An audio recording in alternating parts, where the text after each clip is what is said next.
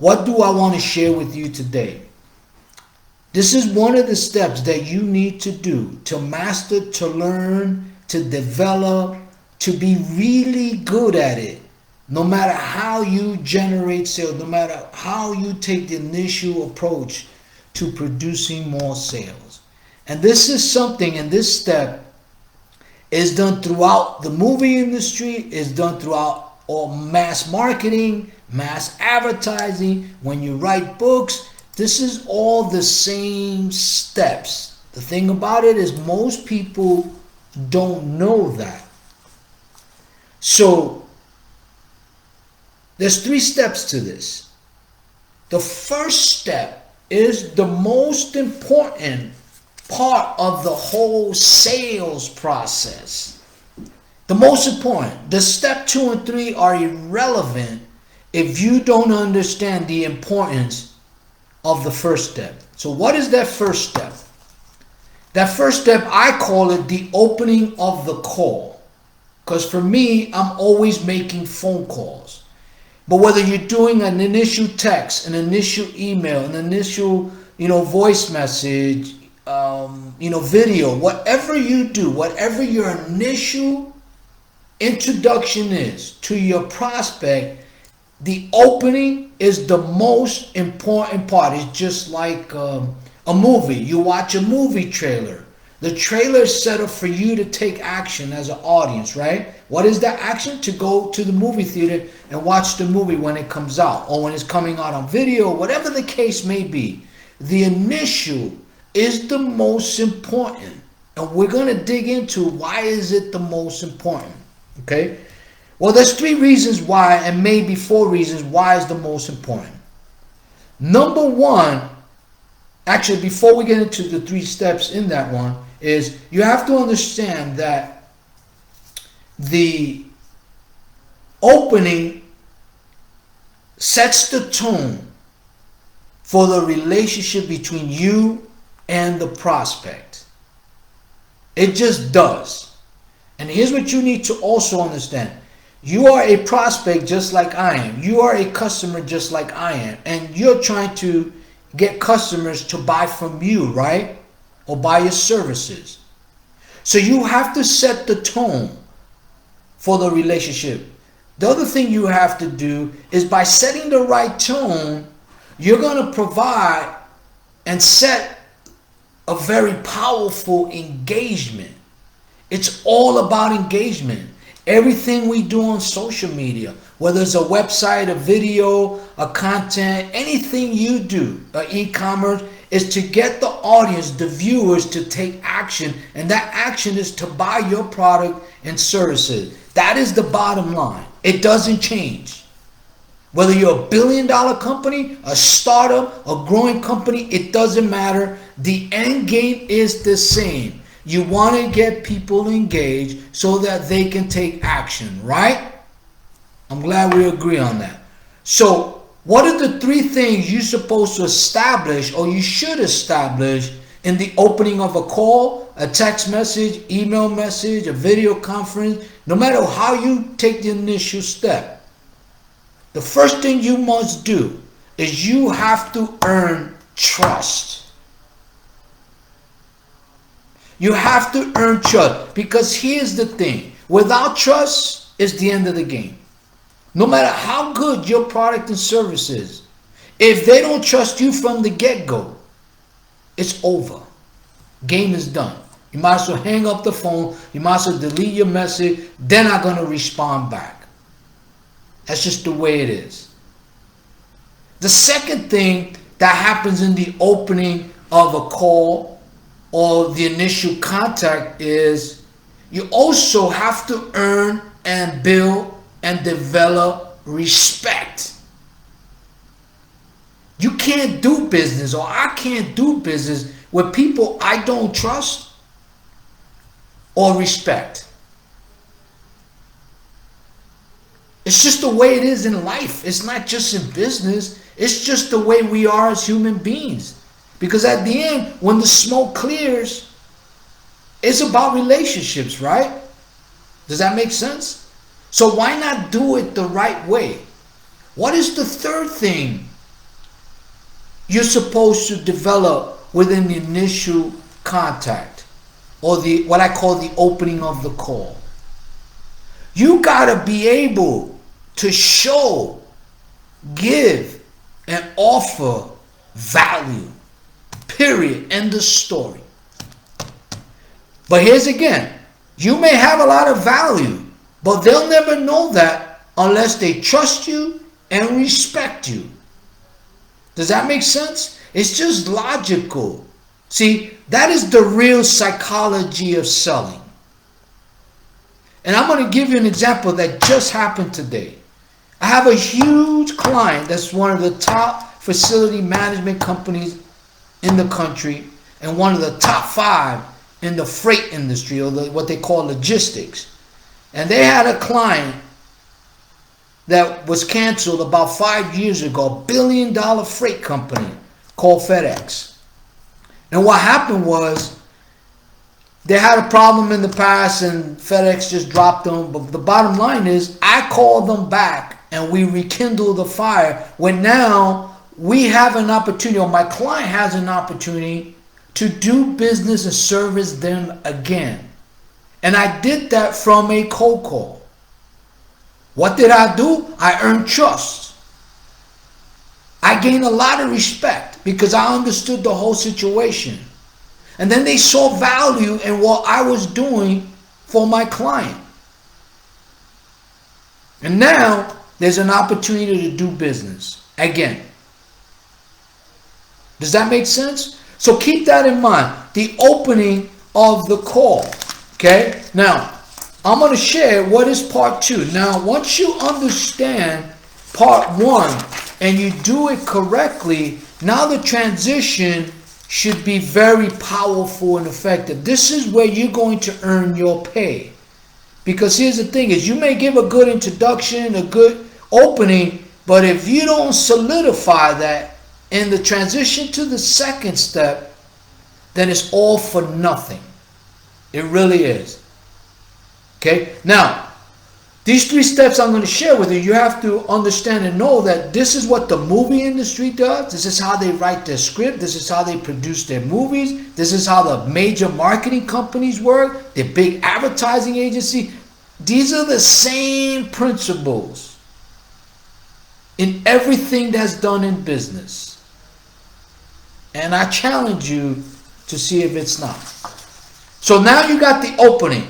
You set the tone. The prospects engaged. They're excited. They want to hear more now, right? So now you transition to the body of the call. Okay? Or the text message. Or the email message. Or the video conference. However you do your business. For me, it's always via phone call.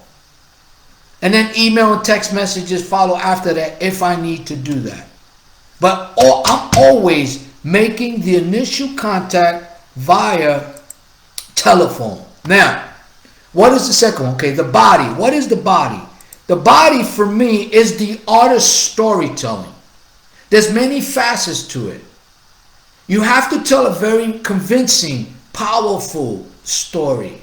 A very persuasive story. This movie, this story, you have to make sure it's about the prospect. And that the prospect is the leading actor or actress in this story, in this movie. Even though you have to sell you, you can't make it about you. You just can't. I'll give you another example with my same client. I have a client that hired me, right? Same client. So they're my client. Then they have vendors that they use to provide the services for the other client, which is $1 billion company, most of them. So for me, I have to tell a very powerful story, and I have 3 clients. I have the client that hired me, I have their client, the vendor, and the end customer. So I have 3 customers and 3 prospects that I have to make sure I solve their problems. I have to give very powerful, persuasive stories that involves 3 different elements or 3 different components, but the story has to be about each and every one individually and as a team. That's not easy. So the storytelling, I call it the body, right? So what does it entail? It entails you got to know how to handle objections. You have to know how to know the difference between an objection, a rejection, or a buying question. You have to have very powerful rebuttals. You have to be able to do discovery. In other words, ask very smart questions from your prospect in a story format. You have to allow them to be part of the movie and be the lead actor in the movie by asking them questions and letting them ask you questions and you listening and reiterating to them what they said to you. They have to be able to reveal to you their problems that you may never thought was the actual problem. You have to be able to provide real solutions. For me, the end game for all of my clients is sales.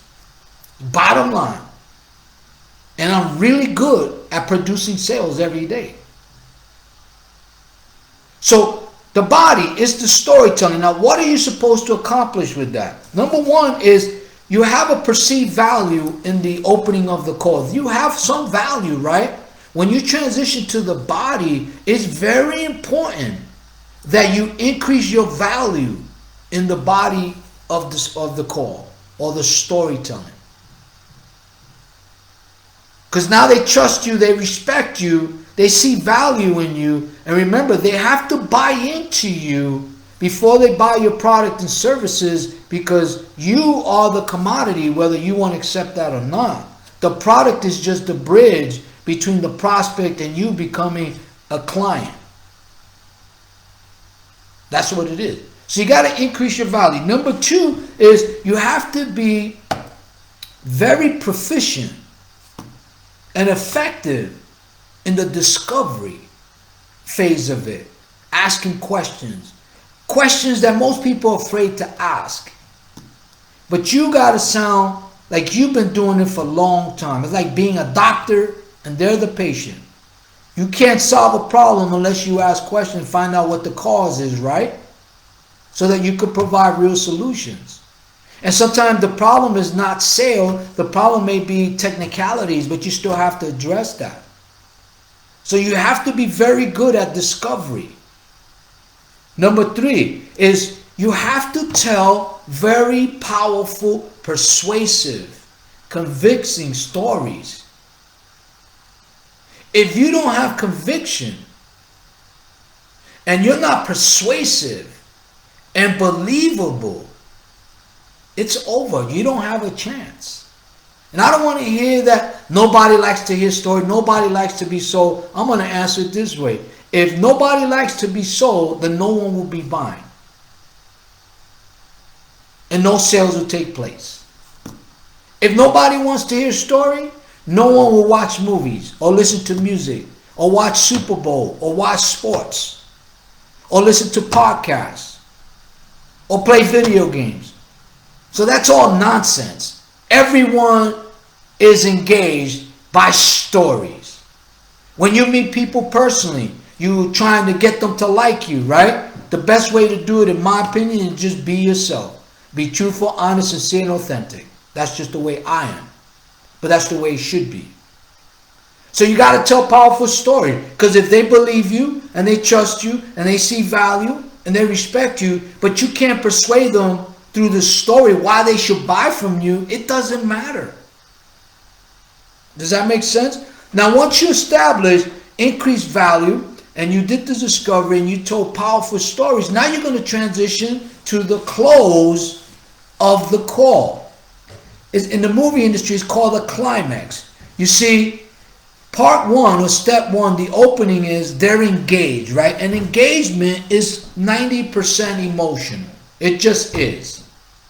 The second part, the body, the storytelling, okay, is increasing that engagement, keeping that engagement, that emotion live, and keeping them engaged, right?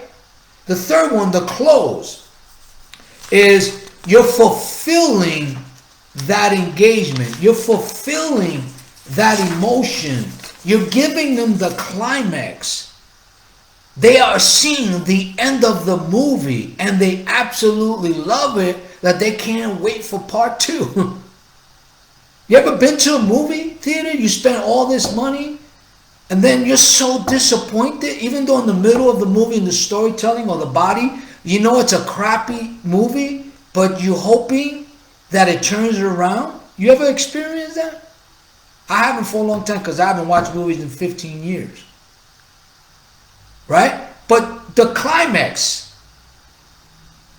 the emotion, the engagement, the thrill is fulfilled. So the closing is really, for me, semantic, because I'm closing from the minute I say hello.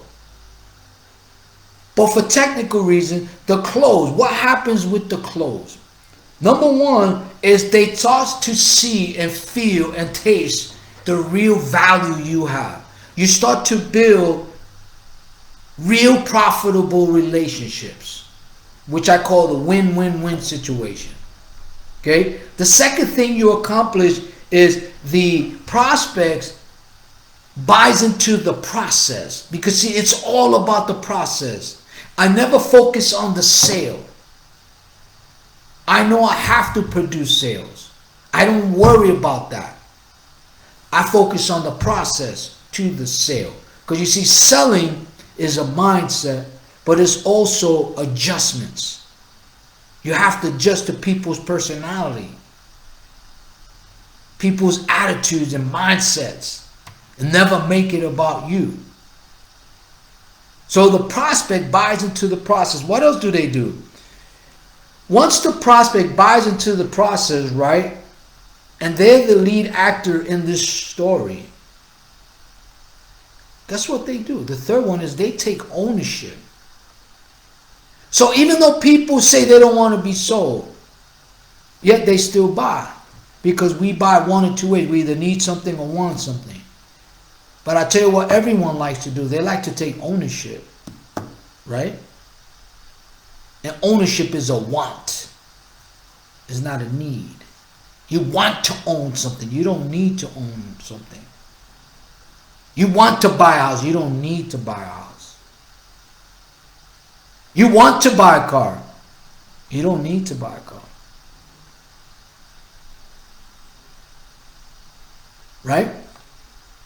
I want that new cell phone. Well, you don't need a new cell phone. Your cell phone's fine. But I want the latest technology, or the latest model, right? So one thing is 90% of the sales. So when they take ownership, right, and they buy into the process, they just bought into, number 4, a profitable relationship. They agreed to buy you, and the product and services come with it. Does that make sense? Now, let me give you an example for me. My number 1 service that I offer is sales. Sales coaching and sales training. So my clients have 3 options. I can teach them how to sell. They can learn it themselves. If they have salespeople, I can help train their salespeople to make improvements. The third one is I could build a sales team for them from scratch, or they can hire my sales company to sell for them. How do I lose? How do they lose? They don't, because they all need sales. But they bought into Paul Cruz first before they accepted the services. And why is that powerful? Because I just sold them and persuaded them that they need what I have, and I got them to want it. So I'm going to teach them the same thing I did to them. They're going to be able to do as well. How can I lose? I only win because my client, my prospect that become my clients always win. And that's because I've been following the opening, the body, and the close for 30 years. And there's other things to it. I have a program called Martial Arts of Selling, and then social media conversion strategy that I combine to implement that to generate sales. Does that make sense? So anyway, guys, I just want to share that with you. I hope this has been helpful. You know, I think if you are committed to making a change and apply these 3 steps, do not be surprised if your sales grow. Now, if you are serious and you want to grow your sales and you want to increase your monthly cash flow and you want to multiply your annual revenue and you want to produce higher profit margins, I can tell you right now, my profit margins are very high. My value is very high. And if you want to get a higher return on your investment and you're ready to make a change, because here's the thing, you know, there's a word called insanity. What does it mean? Doing the same thing over and over and expecting a different result. So if you're trying all the gimmicks and all these type of platforms out there to generate sales, including advertising on Facebook, Instagram, and doing all that, and you're not getting and producing the results you want, I have the solution for you. But you have to be ready to make that move. So how do you do it? Simply visit my website at www.paulcruzagency.com and just email me. Just basically fill out a simple form below. Let me know you want to have a conversation with me one-on-one. I will respond to you within 24 hours. It's that simple. Does that make sense? And remember this, you know, learn opening of the call, be effective, learn the body of it, learn to master the closing, and then watch your sales grow. Again, thank you for sharing your time and being part of the Paul Cruz Sales Agency, where sales happen. Talk to you later. Have a great day.